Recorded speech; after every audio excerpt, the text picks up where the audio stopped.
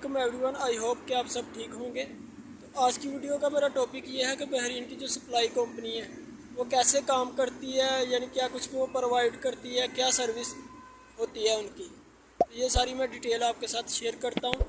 Supply company जो है इधर का जो सिटीज़न है, नेशनैलिटी होल्डर है जो बहरीनी है, उसके नाम पे रजिस्टर्ड होती है और इसको हैंड ओवर जो है पाकिस्तानी, इंडियन, बांग्लादेशी लोग जो वो हैंड ओवर करते हैं, यानी वो वर्कर को काम पे भेजते हैं, वर्कर को सैलरी देते हैं। ये सब कुछ काम उनका होता है और इनका काम ये होता है कि कंपनीज़ में वर्कर सप्लाई करना, कंपनी में वर्कर की शॉर्टेज पूरी करना, जिस जिस कंपनी को वर्कर की ज़रूरत है उधर वर्कर भेजना।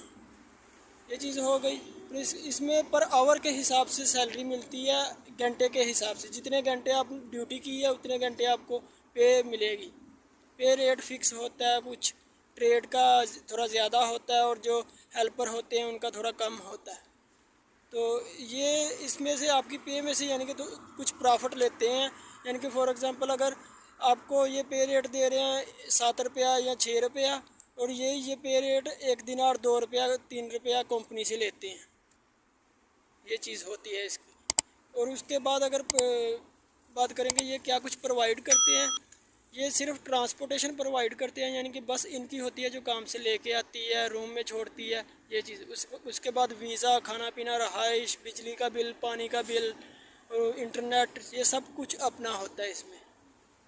तो कुछ लोग तो वीज़ा प्रोवाइड कर देते हैं लेकिन वो उतना ही पे रेट कम देते हैं, सैलरी कम देते हैं, तो वो वीज़ा दे देते, लगवा लेते हैं, ये होता है। और कुछ लोग पासपोर्ट जो है हैंड ओवर कर लेते हैं, कुछ लोग पासपोर्ट नहीं भी हैंड ओवर करते। और इसमें एक ये फ़ायदा होता है कि जब आपका दिल करे आप छुट्टी जा सकते हो, जब आपका दिल करे आप छुट्टी से आ सकते हो, ये चीज़ होती है। लेकिन इसमें उसकी इजाज़त लेनी होती है, जो सप्लाई का ओनर होता है उसकी इजाज़त लेनी पड़ती है, उससे बात करनी पड़ती है ये। और उसके बाद अगर बात कर लें तो सप्लाई कंपनी में यानी कि हर किस्म का काम होता है, यानी कारपेंटर, प्लम्बर, इलेक्ट्रीशियन वगैरह, वेल्डर, और ट्रेड के और भी जो काम है वो भी सारे होते हैं, स्किल होते हैं। और जो लेबर का काम है वो भी होता है, सब काम होता है।